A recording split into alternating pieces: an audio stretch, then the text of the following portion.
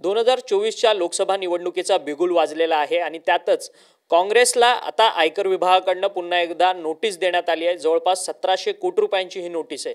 या अगोदर देखील काँग्रेसच्या खाती ज्या आहेत, बँक खाती ज्या आहेत त्या आयकर विभागाकडून गोठवण्यात आलेल्या होत्या। या सगळ्या संदर्भात बोलण्याकरता आपल्यासोबत राज्यातील काँग्रेसचे वरिष्ठ नेते आणि माजी मुख्यमंत्री असलेले पृथ्वीराज चव्हाण सर आपल्यासोबत आहेत। चव्हाण सर, सातत्याने निवडणुकीचं बिगुल वाजलं, निवडणुकीचा प्रचार सुरू आहे आणि त्यातच कुठेतरी आर्थिक कोंडी करण्याचा प्रयत्न जो आहे तो काँग्रेसचा आर्थिक कोंडी करण्याचा प्रयत्न होतो। जवळपास 1700 कोटी रुपयांची नोटीस दिली आहे। काय झालं की भारतीय जनता पक्षाचा आत्मविश्वास गमावला गेलेला आहे।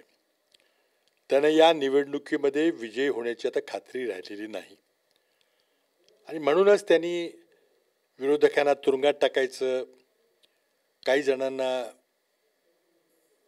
क्लीन चिट द्यायची आणि काँग्रेसला काही त्रास देता आला नाही तर मग आयकरच्या नोटिसेस देऊन काँग्रेसची बँक खाती गोठवून काँग्रेसला निवडणूक प्रचाराकरता जो काही नॉमिनल खर्च करायचा असतो तो देखील करू द्यायचा नाही, असे एक षडयंत्र आता पुढे येते। काही दिवसापूर्वी 2017-18च्या आयकर वर्षाच्या माहितीमध्ये काही त्रुटी आढळल्या। आयकराचा अहवाल सादर करायला काही महिनाभर उशीर झाला म्हणून त्यांनी दंड ठोठावला। कोर्टात आम्ही गेलो, इन्कम टॅक्स कमिशनरकडे गेलो, अपील्समध्ये गेलो, पण शेवटी त्यांनी तो दंड व्याज आणि रक्कम वाढवत 210 कोटीपर्यंत मला दंड ठोठावला आणि त्याबद्दल आमची कोर्ट कचेरी प्रक्रिया चालू होती, अपील चालू होते। तेवढ्यात त्यांनी आमची 135 कोटीच्या वरची बँकेची खाती गोठवली आणि काही आमच्या बँकेतली रक्कम थेट वसूल करून घेतली। हे सगळं प्रकरण चालू आहे, मी त्यावर बोललो होतो, मी प्रेस घेतली। पण आज नवीन प्रकरण पुढे आलं आहे की आता 18, 19 आणि 19, 20, 20-21च्या आयकर वर्षाच्या बद्दल त्यांनी काहीतरी 1700 कोटीचा दंड नोटीस आम्हाला पाठवलेली आहे। आता हे जी कायदेशीर प्रक्रिया आम्ही करणार, परंतु हॅरेसमेंट, त्रास द्यायचा, एक कुठेतरी निवडणूक लढता येऊ नये किंवा जो निवडणुकीकरता जो किमान खर्च करायचा असतो तो देखील करता येऊ नये याचा प्रयत्न चाललेला आहे। आता आम्हाला कोर्टातून न्याय मिळेलच नक्की, परंतु तोपर्यंत वेळ होईल आणि पहिल्या टप्प्याची निवडणूक, दुसऱ्या टप्प्याची निवडणूक वगैरे होऊन जातील।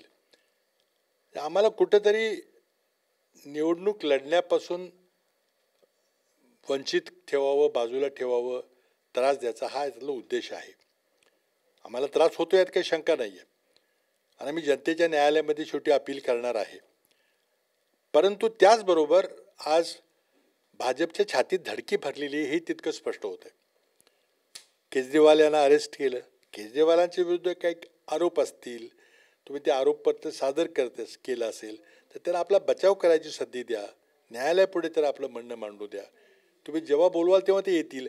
अरेस्ट करायची, तुरुंगात टाकायची काय गरज आहे? त्यांनी फक्त प्रचार करू नये एवढाच दुष्ट हेतू आहे का? आज जर्मनीसारख्या, अमेरिकेसारख्या राष्ट्रांनी यावर टीका केलेली आहे की तुमचं काय चाललेलं आहे, तुम्ही कोणाची खाती गोठवताय, कोणाला तुरुंगात टाकताय, अजून कोणाला तुरुंगात टाकायची यादी पुढे आहे, काँग्रेसमधले कोणावर ते हल्ला करणार माहिती नाही। पण काय झालं की 2019मध्ये ज्याप्रमाणे बालाकोट झालं, बालाकोटने गट्टा 7-8% मतं त्यांची वाढली, तशी G20 किंवा राम मंदिरमुळं आपली गठ्ठा मतं वाढतील असं त्यांना वाटलं, पण तो त्यांचा अंदाज चुकला। राम मंदिरचं प्राणप्रतिष्ठा उद्घाटन एक इव्हेंट होतं, त्या दिवशी झालं, संपलं, लोक विसरून गेले आणि त्यामध्ये सरकारचा काही रोल नव्हता। परंतु बाबा एक महत्त्वाची गोष्ट अशी आहे, राज्यामध्ये आता तुम्ही देखील निवडणुकीचे उमेदवार जे आहेत ते महाविकास आघाडी म्हणून देत आहे, परंतु अनेक महाविकास आघाडीच्या नेत्यांना कोंडीत पकडण्याचं काम जे आहे ते आता जे तपास यंत्रणांच्या माध्यमातून केलं जातं आहे। अमोल कीर्तीकर हे उमेदवार आहेत उत्तर पश्चिमचे, त्यांना देखील खिचडी घोटाळ्याच्या संदर्भात ईडीची नोटीस आली। खरं तर आचारसंहिता लागू आहेत, आचारसंहिता लागू असताना ईडी ही यंत्रणा काम करू शकते का? नाही, काम करू शकते का करू शकत नाही याबद्दल कुठलंच काही बंधन नाही आहे, परंतु एक गोष्ट अशी आहे की नेमकी ऐन निवडणुकीच्या मोक्यावर आचारसंहिता लागली असताना, प्रचाराचं काम चालू असताना ज्या ज्या उमेदवारांची नावं आम्ही घोषित करतोय त्या उमेदवारांना असा त्रास द्यायचा, तर ईडीच्या नोटिसा पाठवायच्या, त्यांना ईडीच्या चौकशीकरता बोलवायचं, त्याला मानसिक त्रास द्यायचा, हे सगळं चालू आहे. आणि त्यामुळं मी मगाशी सांगितलं की केजरीवालला तुरुंगात टाकलं, सोरेनना तुरुंगात टाकलं, काही जणांना क्लीन चिट दिलेली आहे. म्हणजे जे आपला पक्ष सोडून भाजपमध्ये आले आणि ज्याच्या विरुद्ध खूप मोठे सिरियस खटले चालू होते, उदाहरणार्थ प्रफुल्ल पटेल यांच्या विरुद्ध 2019 पासून विमानं भाड्यावर घेतल्याच्या प्रकरणामध्ये केस चालू होती. एका बाजूला विमानं विकत घेतली आणि ती विमानं तशीच गॅरेजमध्ये ठेवली आणि दुसरी विमानं भाड्यात घेऊन, खूप भाग भाड्याने घेऊन ती चालू केली. अशा अनेक गोष्टी होत्या. त्यामध्ये कुठल्या तरी कंपन्यांना फायदा पोचवायचा त्यामध्ये आरोप होता, पण तो आज ती केस क्लोज केलेली आहे CBIने. म्हणजे साम दाम दंड भेद जे मी म्हणतो, त्यामुळे काही जणांना दंड, काही जणांना साम, अशा पद्धतीनं भाजपचं काम चालू आहे. लोकशाहीला धोका निर्माण झालेला आहे आणि जनतेने जर या प्रक्रियेमध्ये मन लावून जर भाग घेतला नाही, तर फक्त राजकीय पक्ष लढतायत, काँग्रेस लढतीये, राष्ट्रवादी लढते, असं करून चालणार नाही. जनतेला ही निवडणूक हातात घ्यावी लागेल. जनतेला संविधान वाचवण्याकरता, लोकशाही वाचवण्याकरता प्रयत्न करावे लागतील, आम्हाला साथ द्यावी लागेल. खरं तर बाबा, तुम्ही म्हणतात संविधान वाचवणं गरजेचं आहे, लोकांनी ही संपूर्ण निवडणूक हाती घेतली पाहिजे, परंतु राज्यात तशी परिस्थिती काहीशी दिसत नाही. कारण की ज्या पद्धतीने महाविकास आघाडीचं जागा वाटपाचा जो काही फॉर्म्युला ठरतोय, त्या फॉर्म्युलामध्येच कुठेतरी आपापसामध्ये तुमचे वाद आपल्याला पाहायला मिळतात. त्यासोबत प्रकाश आंबेडकरांनी एक वेगळी चूल मांडून ठेवली आहे, त्यांनी स्वतःची कॅन्डिडेट लिस्ट जाहीर केली आहे. मग ज्यावेळेस संविधान वाचवण्याची ही ज्यावेळेस गोष्ट येते, त्यावेळेस सगळे विरोधक म्हणून एकत्र का येत नाही, वेगवेगळे का लढतात? हे पहा, एक गोष्ट आहे की तुम्ही महाविकास आघाडीमध्ये जागा वाटपाचा गोंधळ वगैरे असं काहीतरी तुम्ही म्हटलं, हे खरं नाही आहे. 48 पैकी माझ्या माहितीप्रमाणे 45-46 जागावर एकमत झालेलं आहे.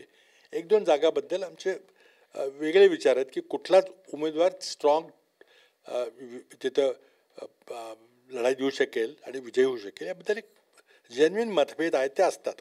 आत्तापर्यंत आम्ही 2 पक्षाची आघाडी चालवत होतो, आता ही 3 पक्षाची आघाडी, थोडेसे प्रश्न आहेत.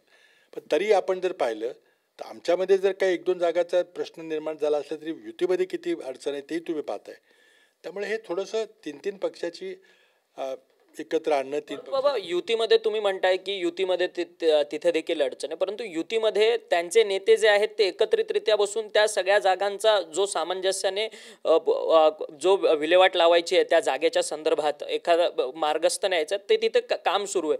परंतु ते सातत्याने महाविकास आघाडीमध्ये बैठका होतात, परंतु कोणताही निर्णय होत. आता तुम्ही एका बाजूला म्हणताय त्यांच्या बैठका चालल्यात, काम चालू आहे, आम्ही बैठक घेतली ती बैठक नाही. आमचंही तेच चाललेलं आहे. ते करताय ते आम्ही करतोय. त्यांच्याही 3 पक्षाच्या बैठका चालू आहे, त्यांचंही काम चालू आहे. तुम्ही म्हटला आमच्याही बैठका, काल आमची 4 तास बैठक झाली, आज आमची झूमवर मिटिंग झाली, आमचंही काम चालू आहे.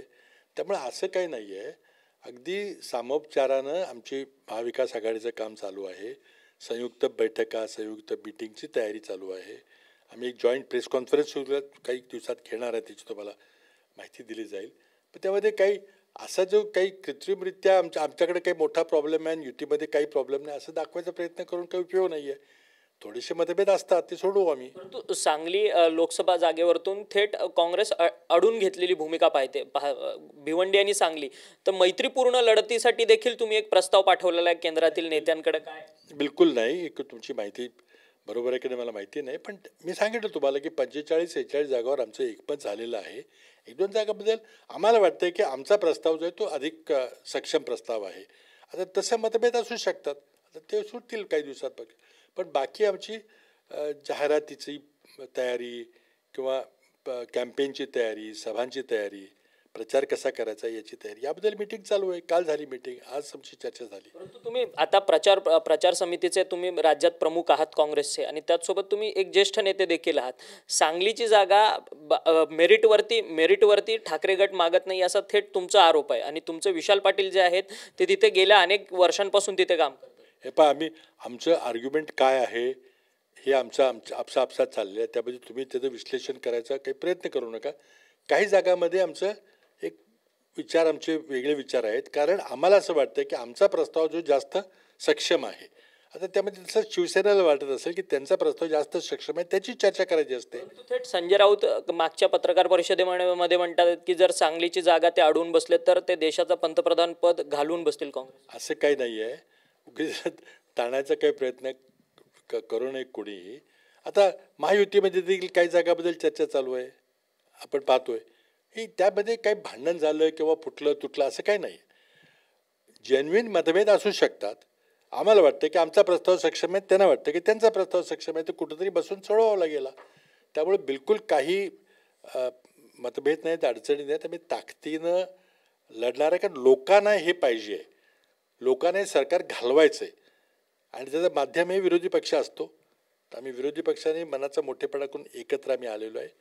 आता तुम्ही प्रकाश आंबेडकरांच्या बद्दल बोललात, त्यांनी काही नावं जाहीर केलेली आहेत. आमचे चर्चेचे दरवाजे खुले आहेत. आम्हाला प्रामाणिकपणे असं वाटतं की जर मोदींचा पराभव करायचा असेल तर सर्व विरोधी पक्षांनी एकत्र आलं पाहिजे आणि विरोधी पक्षाच्या मताचं विभाजन टाळलं पाहिजे. आज प्रकाश आंबेडकरांनी जर काही माणसं उभी केली आणि त्यांना किती मतं पडायची ते पडतील, पण ती मताचं विभाजन झालं, तेच मोदींना पाहिजे. मागच्या वेळेला मताच्या विभाजनामुळं 8-9 जागा मोदींच्या जास्त निवडून आल्या, त्या आमच्या आल्या असत्या. आणि म्हणून मला वाटतं की प्रकाश आंबेडकर देखील जाणतात हे की मताचं विभाजन टाळलं पाहिजे.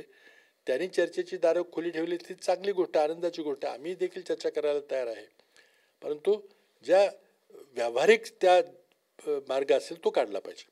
परंतु प्रकाश आंबेडकर एकीकडे म्हणतात आहेत की जर मी महाविकास आघाडीमध्ये सामील झालो आणि महाविकास आघाडीमध्ये मला लोकसभेच्या जरी जागा लढवायला महाविकास आघाडीने दिल्या तरी एक महत्त्वाचा मुद्दा ठरतोय की तो वोट शिफ्टिंगचा. आम्ही जो कॅन्डिडेट देणार त्याला इतर पक्षातील लोकांची वोट शिफ्टिंग होईल का, हा महत्त्वाचा मुद्दा ते नाही. पण असं आहे की महाविकास आघाडी किंवा वंचित आघाडी वगैरे का तिथे निवडून लढत आहेत, तर मोदींचा पराभव करायचा. कारण मोदींच्या जर संभाव्य विजय झाला तर या देशातली लोकशाही राहणार नाही, आंबेडकरांची घटना टिकणार नाही, त्यामध्ये बदल होईल. भाजपच्या नेत्यांनी सांगितलेलं आहे की आम्हाला 370 जागा द्या, म्हणजे आम्हाला घटना बदलायची आहे. आणि त्यामुळं घटना बदलण्याची लढाई आहे. त्यामध्ये मला वाटतं की प्रकाश आंबेडकर हे त्या लढाईमध्ये मागे राहणार नाहीत. आता ठीक आहे, काही मतभेद आहेत, कोणी लढवायची काय लढवायची ते सुटतील, पण त्यांनी जर चर्चेची दारं उघडी ठेवली असली असं त्यांनी जर सांगितलं असतं ती आनंदाची गोष्ट. आमची तर दारं खुली आहेत. बाबा, साताऱ्याच्या लोकसभेवरतून अजूनपर्यंत उमेदवार ठरलेला पाहायला मिळत नाही. श्रीनिवास पाटील जे आता विद्यमान खासदार आहेत त्यांनी स्वतःच्या प्रकृतीची कारणं पुढे दाखवत ते निवडणूक लढणार नाही असं त्यांनी थेट सांगितलं. आज शरद पवार साताऱ्याच्या दौऱ्यावरती होते, त्यांनी देखील 3 नावं पुढे सांगितले. सत्यजित पाटणकर विद्यमान त्यांचे राष्ट्रवादीचे जिल्हा प्रमुख असतील आणि अजून एक नाव सांगितलंय. परंतु या सगळ्यामध्ये तुमचं देखील नाव चर्चेत येतंय की तुम्ही देखील लोकसभा निवडणूक लढणार. ही जागा राष्ट्रवादी काँग्रेसकडे आहे. या जागेचा निर्णय राष्ट्रवादी काँग्रेसने घ्यायचा आहे. पवारसाहेब हे राष्ट्रवादी काँग्रेसचे राष्ट्रीय अध्यक्ष आहेत. ते आपल्या कार्यकर्त्यांशी चर्चा करून निर्णय घेतील. आमची एकच भावना आहे की सातारा मतदारसंघाची जी उज्ज्वल परंपरा आहे, हे कधीही जातीवादी प्रवृत्तीला आम्ही थरा दिलेला नाही. यापूर्वी जेव्हा माजी खासदारांनी पक्ष बदलला आणि ते भाजपमध्ये गेले तेव्हा आम्ही तिथं पराभव त्यांचा केलेला आहे. त्यामुळे ताकदीनं उमेदवार दिला पाहिजे. आणि भाजपचं जे आव्हान आहे, महायुतीचं जे आव्हान आहे, मग राष्ट्रवादी काँग्रेस अजित पवार गट लढणार आहे का भाजप लढणार आहे, कोण लढणार आहे, उमेदवार कोण असतात काय असलं तरी त्यांना पराभूत करण्याकरता आपण सगळ्यांनी प्रयत्न केले पाहिजेत, एकत्र आलं पाहिजे आणि त्याचा योग्य तो निर्णय शरद पवार घेतील, मला खात्री आहे. उदयन महाराज त्यांचे आता फायनलाइज झालेले आहेत त्यांचे उमेदवार म्हणून, परंतु त्यांच्या विरोधात असा सक्षम उमेदवार कोणी महाविकास आघाडीमध्ये नाही आहे का? ज्या पद्धतीने नावं चर्चेत येतात आहेत, उशीर होतोय संपूर्ण साताऱ्याच्या लोकसभा जागेसाठी महाविकास आघाडीचा उमेदवार शोधण्याकरता. नाही बघा, ही जागा आमच्या जागा वाटपाच्या सूत्राप्रमाणे राष्ट्रवादी काँग्रेसकडे आहे. राष्ट्रवादी काँग्रेस शरद पवार गट. आज पवारसाहेब काल आमच्या बैठकीला होते. आज ते सातारला जाणार होते, ते गेले, ते सगळ्या कार्यकर्त्यांशी भेटले, आमचे कार्यकर्ते त्यांना जाऊन भेटले. पण तो उद्देश एवढाच आहे की आपण इथं या चव्हाण साहेबांची कर्मभूमी असलेल्या सातारा जिल्ह्यामध्ये एक फुले शाहू आंबेडकरांची विचारधारा सांगणारा हा महत्त्वाचा जिल्हा आहे. फुल्यांचा जिल्हा आहे. आंबेडकरांचं शिक्षण इथे झालेलं आहे. कोल्हापूरला शाहू महाराजांचे विचार आम्ही उराशी बाळगतो. या भूमीमध्ये जातीवादी विचाराला थारा दिला जाऊ नये असा आमचा प्रयत्न आहे. त्यामुळे आम्ही सगळे मिळून ताकदीनं जो कोणी महाविकास आघाडीचा उमेदवार ठरेल त्या उमेदवाराला विजय करण्याचा प्रयत्न करणार. मी मागच्या वेळेला मी केला होता. शरद पवार यांची देखील नावाची चर्चा आहे. त्यांना देखील कार्यकर्त्यांनी आग्रह धरला की तुम्ही सातारा लोकसभा मतदारसंघातून निवडणूक लढवा. संपूर्णपणे त्या पक्षाचा आणि पवार साहेबांचा हा निर्णय आहे. मग काँग्रेसचा पाठिंबा असेल का तुमचा आणि काँग्रेस? 100% त्यांचा जो निर्णय असेल तो उमेदवार फक्त राष्ट्रवादी काँग्रेस शरद पवार गटाचा नसेल तर तो महाविकास आघाडीचा उमेदवार असेल. आणि त्याला महाविकास आघाडीचे सगळे घटक पक्ष म्हणजे फक्त काँग्रेस, राष्ट्रवादी काँग्रेस, शरद पवार गट आणि शिवसेना उभाटाच नव्हे तर कम्युनिस्ट पक्ष आहे, शेतकरी कामगार पक्ष आहे, अनेक छोट्या छोट्या जनसंघटना, आम्ही सगळे ताकदीनं त्या उमेदवाराच्या मागे उभा राहून विजयी करू. धन्यवाद. तुम्ही आमच्याशी बातचीत केले. हे होते राज्याचे काँग्रेसचे ज्येष्ठ नेते पृथ्वीराज चव्हाण. त्यांनी आपली सविस्तर भूमिका जी आहे ती मांडलेली आहे. विरोधकांना सातत्याने कुठेतरी कोंडीत पकडण्याचं काम जे आहे ते सत्ताधारी पक्षाकडनं केलं जातं आणि लोकशाही आणि संविधान वाचवण्याकरताची आत्ताची ही अटीतटीची लढाई आणि लोकांनी ही निवडणूक हाती धरली पाहिजे असं थेट मत जे आहे ते पृथ्वीराज चव्हाण यांनी आपल्याशी बोलताना केलेलं आहे. व्हिडिओ जर्नलिस्ट सिद्धेसह अक्षय मंकणे, TV9 मराठी, मुंबई.